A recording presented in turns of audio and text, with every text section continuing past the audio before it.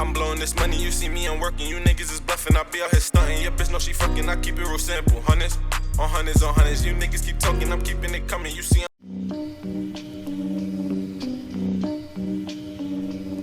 Yeah.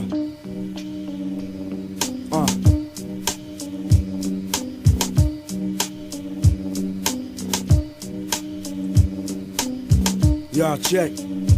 Caps rock, poke like a caps lock. The green smoke backdrop, get you hacked off. These cats cold cause they know I let the facts drop. I'm put them in another zone when I smash ducks. It's like a cold night breeze when I breathe soft. Turn into a hurricane when I blast off. Thinking about how many wars in the past cost lives when the beef didn't squash and the killings never stop. The world seems cold but my rap's not. Yo, my pearl gems cold cause they pipe hot. Learners get the permits or they getting wiped off. Too many obscure bricks still uncovered in the loft. Mike's speech getting lodged in the soft membrane, letting beats lift from the block. Cluster around like a clock when I spit froth. Running guide forks when the roof blows top. Your mind needs 12 memory blocks just to get across, let alone comprehend my rap. Enterprise be the size of world map. Interfere in a manner that make you fall back. Your style mean nothing like old stats. It's something that you're best to come to terms with. What's going on, everybody? How y'all doing? This is, if you guys don't know me, I'm Ariel Ozdemyan. You can follow me on Twitter, and everybody knows me as basically the old school basketball connoisseur. I discuss eras, decades, and tonight I'm going to be talking about Jerry Lucas. So welcome to Go School Retro NBA. This is episode 7, and let's get it started, man. Jerry Lucas, if you guys don't know the name, very well accomplished NBA player on and off the court. A lot of people, glamour over his basketball accolades, but he was a part of that championship team with the Knicks in 1972-73. Backed up Willis Reed, and they had a really good run before that. Went to the Cincinnati Royals, but not too many people are discussed about what he did off the court. He created a lot of children's books. He did a lot of he helped a lot of kids in NCAA as far as like academically, like football players that weren't advanced, because he had a really photographic memory where he could remember a lot of things like Bible scriptures, verses in the Bible. Very hardcore Christian. And, he was very respected outside of the game. A lot of people don't talk about that. But we're going to get started from where he came up. He came up from a small town in Middletown, Ohio, where they were called the Middies because in Ohio, they dominated religiously in Ohio. I mean, that school he went to was a powerhouse that went up against a lot of other powerhouse clubs and as far as high school teams, and they were very well accomplished. Lucas, a lot of people don't know, didn't really start off playing basketball. He was encouraged by his teammates. He was encouraged by, people in his school. And they said because of his stature, he was growing very tall. He had a big growth spurt going into his freshman year. They encouraged him to play ball. He ended up taking a love to the game and took it to the next level. He was actually he was so good that he was competing against college level athletes that were in the, NCAA already. So when you get that type of advanced skill set already going, and then you're still in high school, that can actually like make you a much, much better, more refined player. And that's what I feel like it did for Mr. Jerry Lucas. I enjoy watching him. Fortunately, I was too young to see him, but now seeing the highlights and doing a lot of studying and film on him, he was known for his accuracy. I mean, this dude was a marksman at a very tall stature, playing the 4 or the 5. He can stretch the floor, which made it harder for big men to come out, especially back in that day. And he made them pay. And he didn't prove anybody. All the doubters. I mean, this dude was drawing heavy crowds in high school, wherever he traveled. His name rang a lot of bells. And he ended up getting heavily scouted from Ohio State, and he ended up actually choosing them.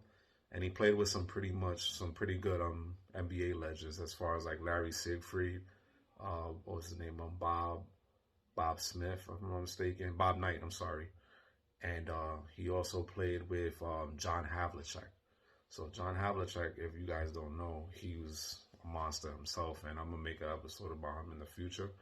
But they dominated in the NCAA. They won the first title against the Cal Bears in outstanding fashion. They blew them up by 20 points. Ended up losing the second year.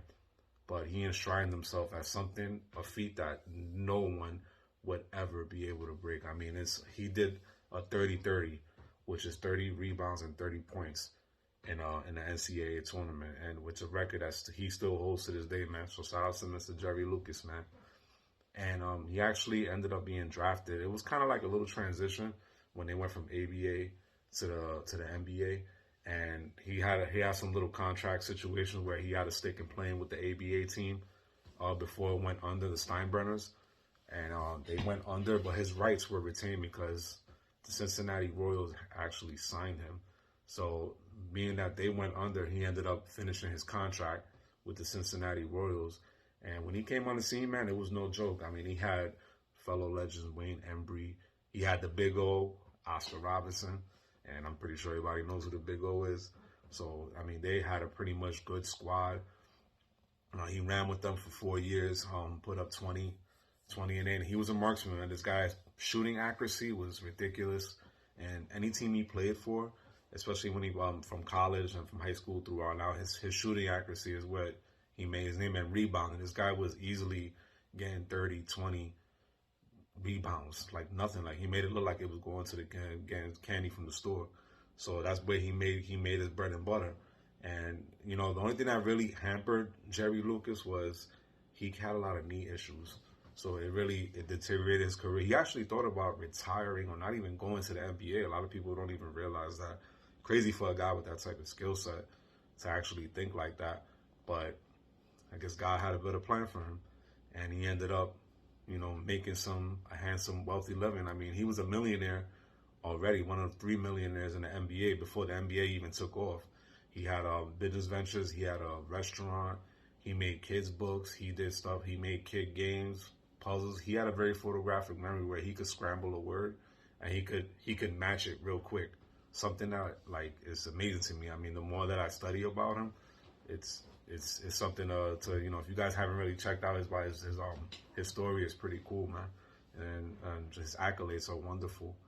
But he ended up getting traded to the Knicks, and that's when he really took off. I mean, they really brought him in as to back up Willis Reed, but fatal would have it, Willis Reed ended up going down with a serious injury, ended up being out for the year, and he stepped up, man. He stepped up, and you know, in 1972-73, the Knicks won the championship, and he was a big part of that. I mean, he's whether you need it, he was like the original, like the stretch 4 or stretch 5 before that even became a thing, because for a 6'9" guy, this guy had a shooting touch of a shooting guard, you know, a marksman. I mean, his accuracy shooting is ridiculous, man. I mean, this dude was literally putting up 23, 10 boards, stretching the floor, hitting the mid-range. I mean, anything you could bet, he knew how to pick his spots. You know, he was a real big, you know, he was a big bruiser too. He wasn't a slender guy at all. So it's amazing if you look at like his body weight and the amount of contact he'd be able to absorb, but he's also able to stretch you out in the paint. It was something to behold, man. And I really love that about his game, man. The more I watched the film on Jerry Lucas, he did anything for the team they want, man. Especially winning a championship for my Knicks, which unfortunately I wasn't even probably thought about being conceived. But I love this game, man. I mean, I love his shooting, his rhythm, his mechanics were perfect, man. And it was something to behold, man. And that team was special, that Knicks team. You know, Willis Reed ended up coming back on the scene, and he ended up taking a sit. That's another thing I loved about like Jerry Lucas. Jerry Lucas would play any role that you like. You need Jerry Lucas to be a starting 4, he started 4. You needed Jerry Lucas to be a 5, he'd be a stretch 5. You needed Jerry Lucas to be a 6-man, he'd be a 6-man. He'd do anything you want him to do. He's a prototypical team player on and off the court. I mean, the accolades he did for the communities, and he ended up becoming an NBA legend, man. I mean, his name is enshrined in Neesmith, man. He got inducted, first time ballot. He got inducted with the Big O at the same and Wilt Chamberlain. Actually, he was called Baby Wilt in high school for a reason, because he would clean up the glass, man, like Ben Wallace. Hey, man, the more I watched the film on Jerry Lucas, he did anything for the team they want, man. Especially winning a championship for my Knicks, which unfortunately I wasn't even probably thought about being conceived. But I love this game, man. I mean, I love his shooting, his rhythm, his mechanics. were perfect, man, and it was something to behold, man. And that team was special, that Knicks team. You know, Willis Reed ended up coming back on the scene, and he ended up taking a sit. That's another thing I loved about like Jerry Lucas. Jerry Lucas would play any role that you like. You need Jerry Lucas to be a starting four, he'll start at four. You need Jerry Lucas to be a five, he'd be a stretch five. You need Jerry Lucas to be a six man, he'd be a six man. He'd do anything you want him to do. He's a prototypical team player on and off the court. I mean, the accolades he did for the communities, and he ended up becoming an NBA legend, man. I mean, his name is enshrined in Neesmith, man. He got inducted, first time ballot, first time. He got inducted with the Big O at the same and Wilt Chamberlain. Actually, he was called Baby Wilt in high school for a reason, because he would clean up the glass, man, like Ben Wallace before Ben Wallace became a thing. Think about it like somebody like a Ben Wallace, but a Mitch Richmond. Like that's pretty sick, man.